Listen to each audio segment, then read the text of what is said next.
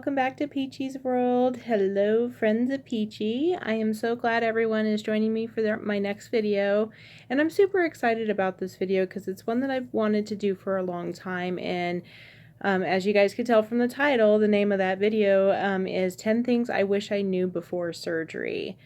So to provide a little background, I did an extensive amount of research during the time that I was going through the motions of insurance approval and my appointments and everything for vertical sleeve gastrectomy, VSG, or gastric sleeve. Did a ton of research on it, and I still am coming up with things that I didn't know.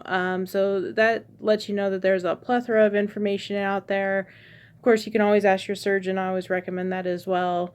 But even then, there's just maybe individual cases or maybe things that are not so common that you wish you knew, or somebody had recommended, or somebody had tried with approval from their surgeon and was like, wow, that really helped or that worked. So I figured it was a great thing to cover some things that I wish that I knew before surgery. Now, some of it are physical items, some of them are emotions, some of them are just like, didn't know that was a thing. So yeah, I'm going to cover a list. I have a list in front of me here. I'm going to cover the easy stuff first, just the things that are pretty self-explanatory, doesn't take a lot of energy to explain. And then we'll dive into some of the deeper ones that I've experienced over the past few weeks here. But before we dive into that fully, I said that I was going to cover my numbers at the beginning of the video, so let's dive into that real quick. I am about 5 weeks post-op. My starting weight was 293.6. My current weight is 258.0, so that is a loss of 35.6 pounds. Woohoo! Super happy about that, guys. And seems like my weight loss stall is breaking a little bit. Now, I did have my follow-up appointment with my surgeon. He said that losing that amount of weight in that amount of time is phenomenal. So I'm happy about that. So let me grab that list real quick and then we'll go through it. All right, here. Got the list. All right, so let's cover some of the easy stuff first. Number 1, your left side is going to hurt the worst. I know you guys have heard me mention this in other videos, but I stand by it. Like, I look through my notebook. I look through my notes that I took when I talked to my surgeon. Nobody told me your left side is going to freaking hurt. And that's because that's where they're pulling out, like, the stomach that they stapled out. That's where they're doing the quote-unquote most of their work, which I totally understand. I get that. But nobody ever told me that that side was going to hurt, and I don't remember hearing that in other videos. I know a lot of people are talking about gas pain, like because they have to blow up your abdomen with gas with laparoscopic surgery. Didn't really experience that, but did I have pain in my left side, like where they did all the work. Woo, that was horrible. Nobody told me about that. So I'm going to tell you guys, your left side's probably going to hurt. I'd recommend holding up a pillow against your stomach anytime you have to cough or sneeze or you're laughing or whatever. Or talk to your doctor about the second thing on my list, which is, does your doctor approve using a belly band? Now, I didn't use a belly band. I've seen other videos now post-op where people are talking about using a belly band. It's like a wrap that goes around your abdomen to kind of compress and keep everything tight, which is essentially what you're doing with holding a pillow against your side. But ask your doctor if that's approved or not. Now, they may say once your staples are out or your stitches, or, maybe they say it's not needed, it's not appropriate, or they don't feel comfortable with you using it. That's why it's very important you talk with your surgeon and not listen to, per se, videos. Get ideas from videos, but get approval from your surgeon, because that's your go-to person for this. So that's 2 things off the list. Let's see what else is real easy here. Okay. So for all the females out there, didn't know that this messes with you, but apparently it does. Your monthly cycle is going to be thrown off. Now, guys, sorry for the TMI, but your monthly cycle gets thrown off for a couple of reasons. So my monthly cycle was thrown off during my pre-op liquid diet, because you are making a drastic change in your diet, which can happen.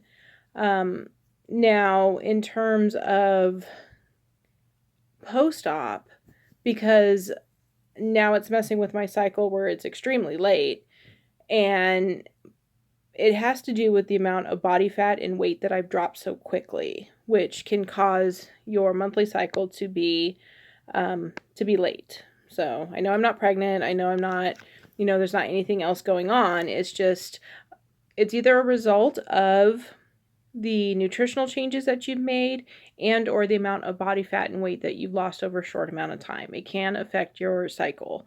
So don't be alarmed by it, but definitely, of course, talk to your surgeon about it so that they're aware. But yeah, I didn't know that.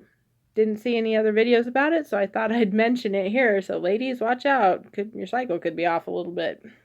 Let's see what else. How full you will feel. So I remember researching and going through YouTube videos talking about, people were having cravings and feeling hungry. And then I was coming across videos where people were like, you're not going to be hungry at all. I'm falling into the category of you're not going to be hungry at all. You have to think 85% of your stomach is roughly around that percentage is taken out with gastric sleeve. So you're losing a lot of the, I forgot the word for it, but they're like receptors in your stomach. It starts with a G. I'll have to look that up. There's receptors in your stomach that will trigger you to say, hey, I'm hungry, feed me. Most of those are cut out. You got to think you've shrunk your stomach significantly. So you're not really feeling hungry. And that's kind of coupled with you're not being able to hold much in anyway. So what you're taking in is filling what receptors you have left going, we're full. So I know that sometimes I can take both of my multivitamins, which are chewable, and be like, man, I'm full. I'm going to have to wait an hour before I can try and actually eat something. So sometimes people feel hungry. Sometimes you don't. And I'm into that category where I don't really feel hungry. I really don't. I do get thirsty, but not hungry. And this kind of ties into the next point I want to make on my list here, which is eating and drinking seems to take all day. So to give you some background, when I get up in the morning, I have to take my thyroid medication because I have Hashimotos. So I take that. I have to wait an hour, and then I take Protonics, which is a 2-month supply that you have to take post-op. So I have to wait an hour for my thyroid medication, then I wait an hour for my Protonics, and then from there, I can look into, getting a protein drink and some decaf coffee in. Somewhere in between all that, I've got 2 multivitamins to chew, 3 calcium D3 capsules to take. I'm on a different medication right now, which we'll get into in a different video, and you have to space those out. You can't take your calcium and D3 the same time you take your multivitamin. They have to be spaced out at least 2 hours. And then you can't eat or drink 30 minutes before or after a meal. So you have to space everything out. So I'm running into a situation where it's like, depending on what time I get up, I'm literally like scheduling and like spacing everything out, just trying to get things in, including all my medication, vitamins, food, sugar-free liquids, everything. So it takes time. So don't be surprised if you're kind of like on a regimen, a schedule per se, with trying to get your fluids and your food in, because again, you may not be one of those people that actually feel hunger or thirst right away. So you have to, in order to stay hydrated and get nutrition in, you've got to make it a point to hit those milestones each day time-wise. So that's been, I don't want to say it's a challenge. It's just something you have to be attentive to that I've noticed for myself. It's like, okay, all right, where am I in the regimen? I got 1 more vitamin to go, 2 more calciums to go. I got 1 more meal to try to get in. So yeah, you kind of have to watch your schedule a little bit there. Let's see what else we can dive into. I'm starting to get into the bigger, heavier subjects here. So we've covered, let me see, 1, 2, 3, 4, and 5. So we've got 5 more to go. Let's see. All right, let's dive into this one, autoimmune issues. So one of the main reasons why I wanted to do a YouTube channel is to provide more information for people who have autoimmune issues that are getting VSG. Specifically Hashimotos, because that has affected my livelihood so much, that and being pre-diabetic. So for me, you know, on top of some of the other issues I have, I really wanted to vlog like how this surgery is changing or improving those things. So one thing that I've noticed post-op is that my autoimmune issues, some of them seem to be on straight revolt. Like they are fighting against this change, and eventually they're going to understand that this is a permanent change and they can revolt all they want, but it's not going to undo what's been done. At least that's the mentality I try to have. Like, you're going to have to conform because I can't correct it. It's done. So specifically things like cystic acne, getting a huge breakout again, kind of cleared up because I was on antibiotics for that sinus infection and double ear infection, which the antibiotics help, but now it's coming back full force. You can't really tell too much because I got makeup on, but it's terrible. Same with the iridocyclitis in my eyes. That's on revolt too. Fatigue and joint pain hasn't been as bad, but occasionally that does flare up too, even though I'm not eating anything that would cause an issue or doing anything that would be per se causing or instigating a flare-up. Nothing I'm doing on a daily basis. Now, putting your body through the stress of a surgery, the stress of limited nutrition coming in, etc., could cause you to have some flare-ups. So if you've got autoimmune issues, talk with your doctor about them, make sure that they're aware. And then obviously, you know, if you're struggling, you want to talk with them like, hey, this is causing an issue for this. How do we manage it in light of the surgery? But don't be surprised if your immune system, for one, is a little bit weakened from the surgery. If you have autoimmune issues, it's already pretty weakened. But they may kind of fight against you a little bit. So I've noticed that myself, and I don't remember seeing a whole lot of videos where people were talking about having autoimmune issues that were kind of fighting against the change. So I wanted to bring that up. Let's see what else. Let's dive into the slimes. And yeah, you heard that right, the slimes. I know that I post on Instagram and Facebook about having the slimes. I had another really bad episode of the slimes, but I'm going to do a completely separate video on complications that come with gastric sleeve, whether that be possible complications or complications that I've experienced. I want to touch on both. But the slimes is not something that I saw on other people's channels or videos. Again, I've heard people talking about gas pain. I've heard people talking about sometimes experiencing dumping syndrome, which can happen if you eat something very sugary or very fatty. But nobody has mentioned the slimes. Now, the slimes is basically a nickname for frothing. So, again, TMI, but we're going to keep it real and spill some tea here. It's pretty disgusting. It can happen for a few reasons. If you've ate something that is too dry, and it gets kind of stuck, it can happen. It can also happen if you eat too fast. So I know that this last episode that I had of the slimes was because I had tried to advance to my next phase, which I was on time to do, and the piece of fish that I had was a little bit too dry. So in my notebook, it tells me that I can add like fat-free yogurt or Greek yogurt or mayonnaise to help kind of get some moisture mixed into it so it's not so dry. But unfortunately, that still didn't help. And I got so sick for like 4 or 5 hours. I was puking, I think, probably close to 12 to 14 times. Surgeon was a little concerned about that because the frothing in slimes is really more prominent in people who have gastric bypass, not gastric sleeve, but it can still happen. But again, never heard anybody mention the slimes or frothing. And I looked in my notebook, there's literally one line in that entire notebook that says frothing/slime. Don't eat so fast, sip warm liquids to help. That's it. That's all that's mentioned about the frothing or the slimes. I'm just going to call it the slimes because I think that's hilarious. So yeah, the slimes is real. And if I didn't give you quite enough description on that, I learned about it really through searching on Google.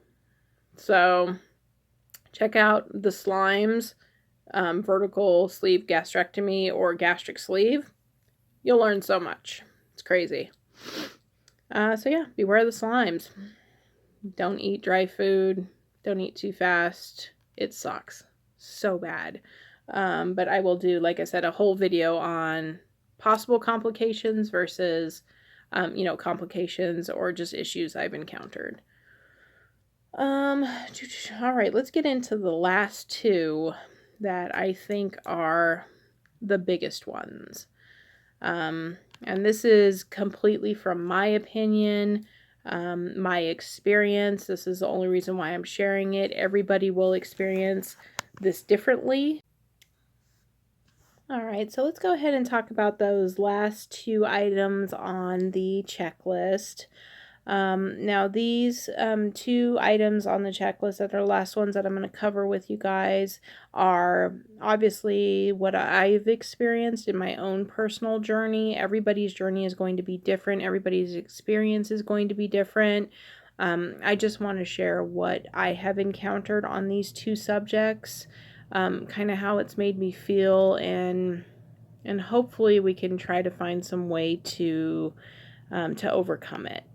So let's go ahead and dive in. Let's talk about support first. So in my experience, I have a lot of support. I really do. I have my husband, I have my roommates' friends, I have friends in other states, I've got, social media, I've got all different kinds of avenues of support.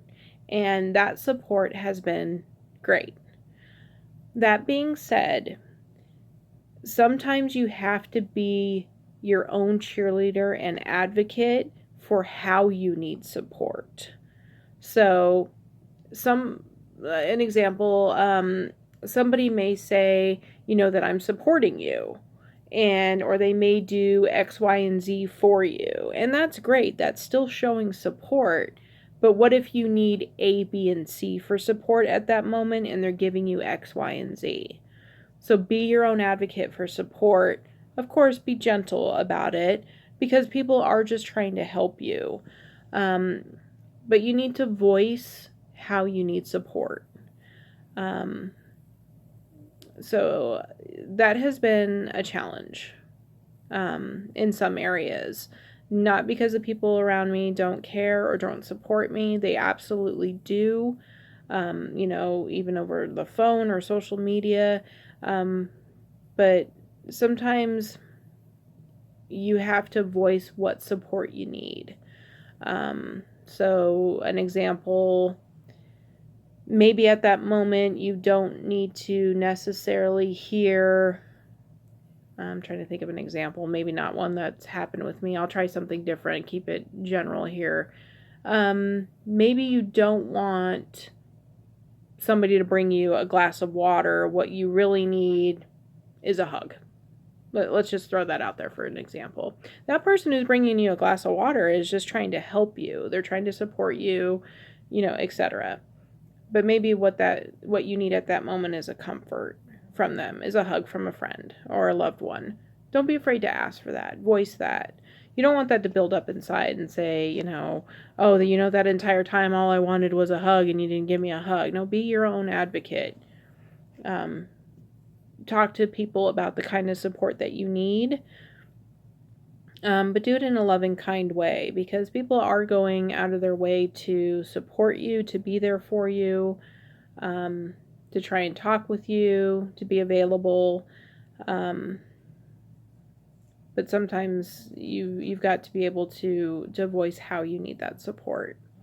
And I think that's a big one. I think that sometimes, at least in my own experience, you become very accepting of what's being given to you without voicing what you need more. And sometimes that can just build up the wrong kind of emotion inside, and you don't want that for yourself. So, always thank people for their support and say, can we try this? Or, I appreciate you doing this. Is this, would you mind doing this for me? I would think that would be really helpful right now, considering how I'm feeling, or something. You guys know how to word things, so just be kind. But I wanted to throw that out there because you're going through so much change in your body, your mental state, even sometimes spiritually. And not everybody walks the exact same walk with you. They may be walking by your side, but they may not know your inner concerns, your inner feelings, unless you're voicing those. They want to be there for you, they want to support, but sometimes they don't know how. And if you're not voicing that, then they're kind of guessing.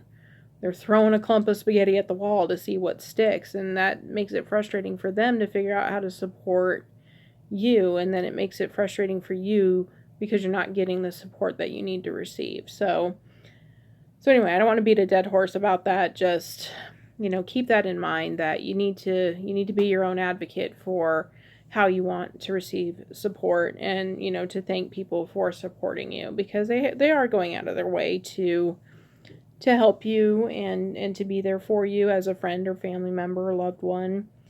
And they just want what's best for you. So keep that in mind. On the flip side of that, haters. Haters are going to hate. And that will rear its ugly head in different ways. Again, speaking from personal experience, there are going to be people who want to see you fail. There are going to be people who are going to be jealous of your progress. There are going to be people who treat you differently. That may not necessarily be an issue with you. That is an issue with how they are dealing with what you're going through. Their own emotions of jealousy, or how you're progressing, or frustrations that they have in their own life. But it does happen. So be aware of that. Be prepared to have a response for that, or an action for that, as a coping mechanism, because otherwise it's going to take you by surprise. And you're just going to be like, wow, okay, I wouldn't expect somebody to say that, or I wouldn't think that somebody would say that comment on, on social media, or how do I respond to that? So try to think of some different things that you may encounter. And I know this is more on the negative side of support, but I wanted to touch on it. Because you have to have a balance of both. You have to understand your support. You have to understand how to deal with haters, because there's going to be them. They're out there. And they do have an opinion, which they're welcome to have. And they do voice their opinion, which they're welcome to voice it. But it is on us on how we react to that. So yeah, be prepared for haters. What goes in line with haters is teasing.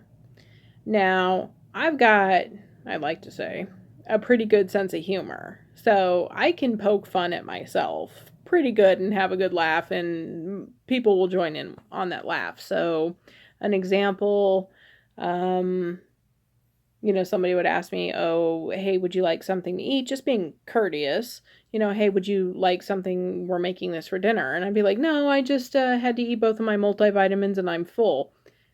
Saying that comment is funny to me because you're not, for 40 plus years, I never chewed 2 multivitamins and felt full. So it's like, oh my God, that's kind of funny that here I am full off of 2 vitamins. Like, I don't have an appetite until these vitamins pass. And everybody gets a chuckle out of that. That's fine. Totally okay with that. I'm not okay with teasing when it's done to hurt a person going through this surgery or this process just so it makes the other person feel better. So teasing them about, where they're going or a meal that they had when they went out to eat or what they may be cooking at home or going out for drinks and, because you can't drink after the surgery like that. Or just trying to think of other examples. Just so that they can say, oh, wait, no, you can't have that. That's, to me, is not funny. That is poking fun at somebody who's gone through a permanent change to their body, a permanent change to how they eat and drink for the rest of their lives, just to throw it in their face and say, oh, wait, you can't have that. Not funny. And it's certainly not supportive. Certainly not supportive. And if that's being done for your own sense of humor, that is not a support system for you.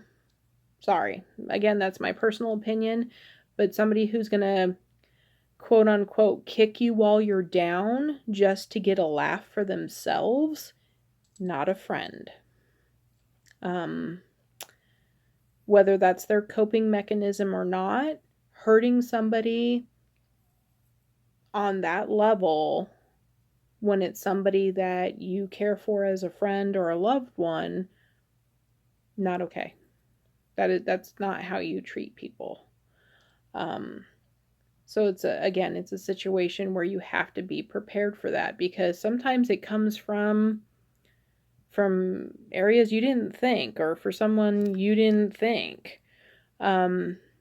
Maybe somebody said something on social media, or you all of a sudden get a private message from a friend you haven't talked to in like 3 years, and they say something kind of snotty, and you're like, whoa, where did that come from? Or, a family member says something, or anything like that. Be prepared on how you're going to cope with that. What you're going to say to de-escalate the situation, what you're going to say to calm yourself down, what you're going to do to pump yourself up to say, you can't take this away from me. I am doing a permanent change to my body to benefit my health and my longevity on this planet. And what I need is support and understanding through that. And if that's something that can't be provided, then thank you for your time, but I have to move on.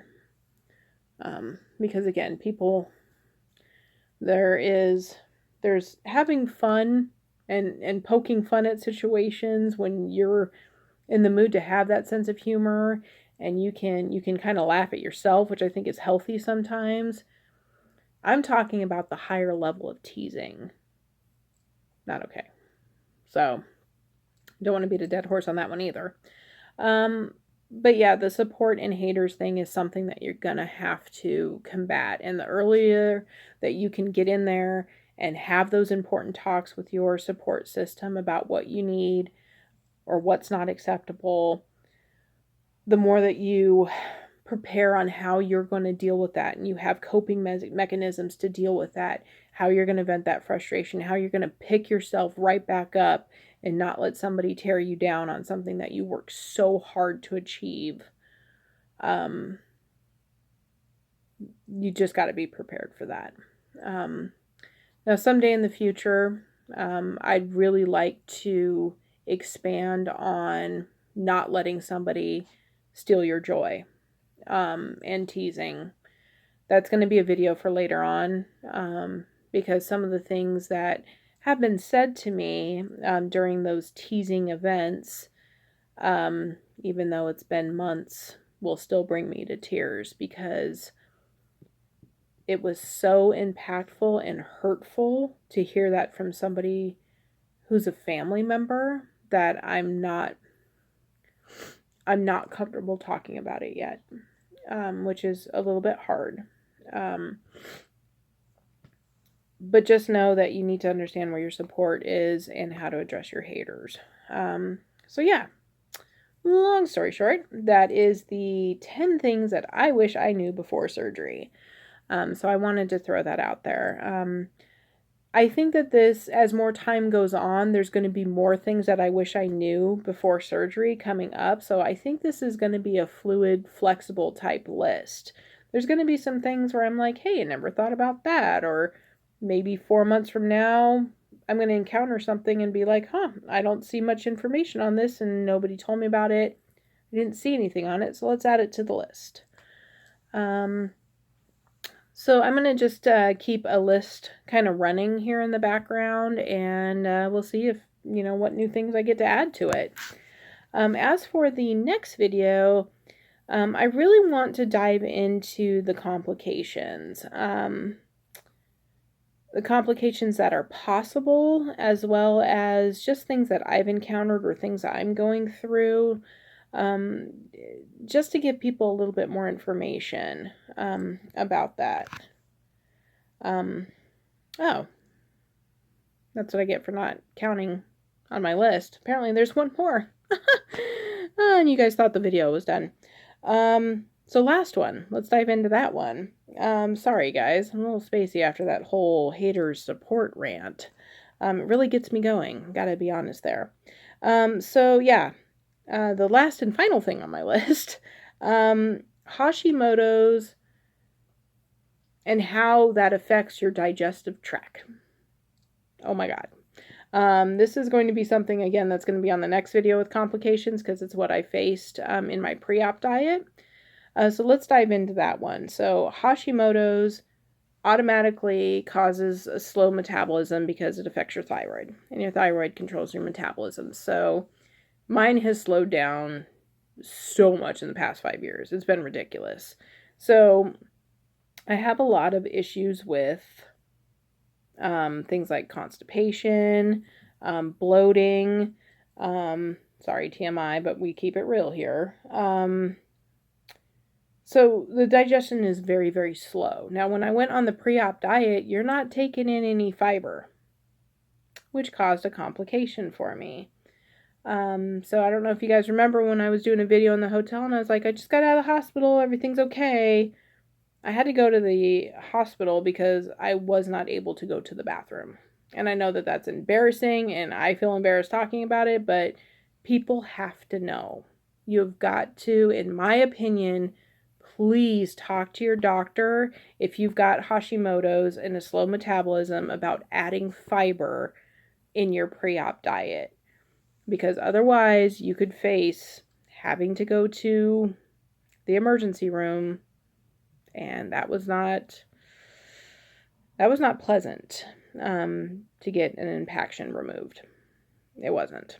It's embarrassing, extremely painful, and could have been completely avoided if I had just taken in fiber. And that doesn't mean you're eating something. You can get things like Benefiber and add it to your chicken broth or your protein shakes when you're on your pre-op diet just to keep things moving.